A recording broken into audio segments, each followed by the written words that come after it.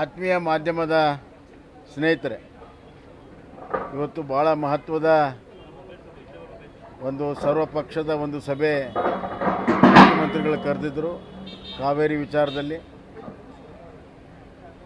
ನಿನ್ನೆ ಮೊನ್ನೆ ಭಾಳ ಒಳ್ಳೆ ರೀತಿಯಲ್ಲಿ ವಯನಾಡಿನಲ್ಲಿ, ಕೂರ್ಗಲ್ಲಿ ಮತ್ತು ಚಿಕ್ಕಮಗಳೂರು, ಸಕಲೇಶ್ವರ ಭಾಗದಲ್ಲಿ ಮಳೆ ಆಗಿದ್ದರಿಂದ ಭಾಳಷ್ಟು ಸಮಸ್ಯೆ ಆ ವರ್ಣದೇವ ಮತ್ತು ನಿಸರ್ಗ ಪರಿಹಾರ ಮಾಡಿದೆ.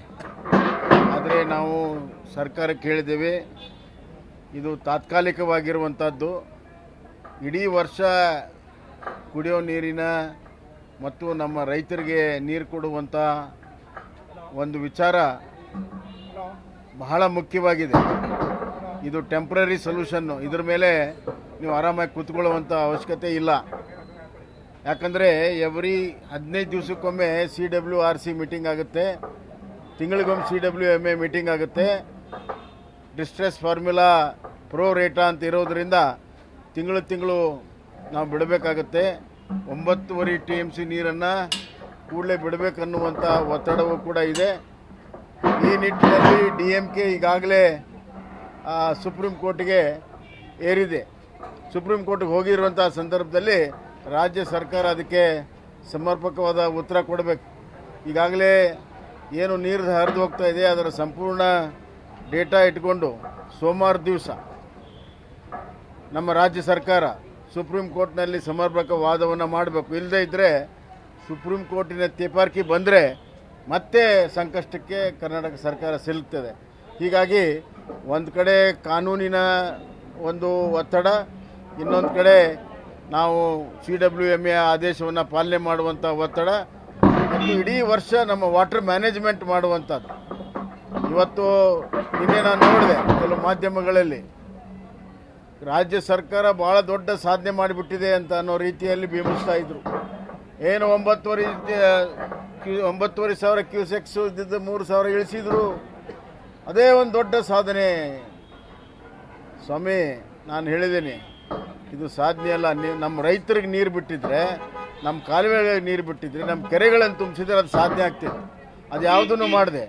KRS ಭಾಗದಲ್ಲಿ ಒಂದು ಹನಿನೂ ಕೂಡ ನೀರು ಬಿಡದೆ ನೀವು ರೈತರಿಗೆ ದೊಡ್ಡ ಸಾಧನೆ ಅಂತ ಬಿಂಬಿಸುವಂಥದ್ದು ಸರಿಯಲ್ಲ ಅನ್ನೋದನ್ನು ನಮ್ಮ ಪಕ್ಷದಿಂದ ನಾವು ಭಾಳ ಸ್ಪಷ್ಟವಾಗಿ ಹೇಳಿದ್ದೇವೆ. ಆದ್ದರಿಂದ ಬರುವಂಥ ದಿನಗಳಲ್ಲಿ ಕೃಷಿಗೆ ಮತ್ತು ಕುಡಿಯೋ ನೀರಿಗೆ ವಿಶೇಷವಾಗಿ ಇದು ಜನವರಿ ಫೆಬ್ರವರಿವರೆಗೂ ಕೂಡ ಮುಂದುವರಿತದೆ. ಇದು ಈ ತಿಕ್ಕಾಟ ಜನವರಿ ಫೆಬ್ರವರಿವರೆಗೂ ಕೂಡ ಮುಂದೋಗುತ್ತೆ. ಹಲವಾರು ಬಾರಿ ಜನವರಿ ಫೆಬ್ರವರಿಯಲ್ಲೂ ಕೂಡ ನಮಗೆ 4 TMC ನೀರು ಬಿಡಿ, 5 TMC ನೀರು ಬಿಡಿ ಅನ್ನೋ ಆದೇಶಗಳು ಬರ್ತವೆ.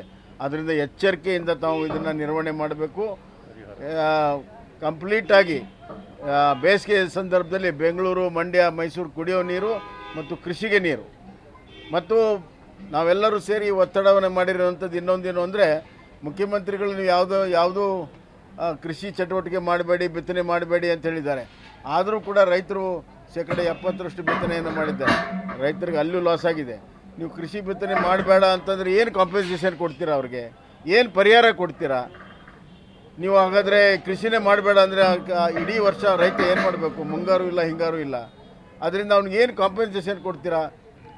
ವಿಶೇಷವಾಗಿ ನೀರು ಬಿಡದಿರುವಂಥ ಸಂದರ್ಭದಲ್ಲಿ ನೀವು ಯಾವ ಪರಿಹಾರವನ್ನು ರೈತರಿಗೆ ಕೊಡ್ತೀರಿ ಅನ್ನೋದನ್ನು ಭಾಳ ಸ್ಪಷ್ಟವಾಗಿ ಹೇಳಬೇಕಂದ್ರೆ ಅದರ ಬಗ್ಗೆ ಉತ್ತರದಲ್ಲಿ ಮುಖ್ಯಮಂತ್ರಿಗಳು ಯಾವ ವಿಚಾರವನ್ನು ಹೇಳಿಲ್ಲ. ಪರಿಹಾರವನ್ನು ವಿಚಾರದಲ್ಲಿ ಯಾವುದೇ ರೀತಿಯ ಪ್ರತಿಕ್ರಿಯೆಯನ್ನು ಮುಖ್ಯಮಂತ್ರಿಗಳು ಕೊಟ್ಟಿಲ್ಲ. ಆದರೆ ಮೇಕೆದಾಟನ್ನು ನಾವೆಲ್ಲ ಒಟ್ಟಿಗೆ ಸೇರಿ ಮಾಡಬೇಕು ಅಂತ ಹೇಳಿದ್ದಾರೆ. ಅದಕ್ಕೆ ತಾತ್ವಿಕವಾಗಿ ನಮ್ಮದು ಕೂಡ ಒಪ್ಪಿಗೆ ಇದೆ. ಹಲವಾರು ವಿಚಾರದಲ್ಲಿ ರಾಜ್ಯದ ಹಿತದೃಷ್ಟಿಯಿಂದ ನಾವೆಲ್ಲ ಒಪ್ಪಿಗೆಯನ್ನು ಕೊಟ್ಟಿದ್ದೇವೆ. ಆದರೆ ರೈತರ ವಿಚಾರದಲ್ಲಿ, ಜನಸಾಮಾನ್ಯರ ಕುಡಿಯೋ ವಿಚಾರದಲ್ಲಿ ನಾವು ಈ ಸರ್ಕಾರಕ್ಕೆ ಎಚ್ಚರಿಕೆಯನ್ನು ಕೊಟ್ಟಿದ್ದೇವೆ. ನಿರ್ವಹಣೆಯನ್ನು ಸರಿಯಾಗಿ ಮಾಡಬೇಕು. ಇಲ್ಲದೇ ಇದ್ದರೆ ಈ ಭಾಗದ ಜನ ನಿಮ್ಮನ್ನು ಶಪಿಸೋದು ಬಿಡೋದಿಲ್ಲ ಅನ್ನುವಂಥ ಮಾತನ್ನು ಭಾಳ ಸ್ಪಷ್ಟವಾಗಿ ನಾವು ಹೇಳಿದ್ವಿ.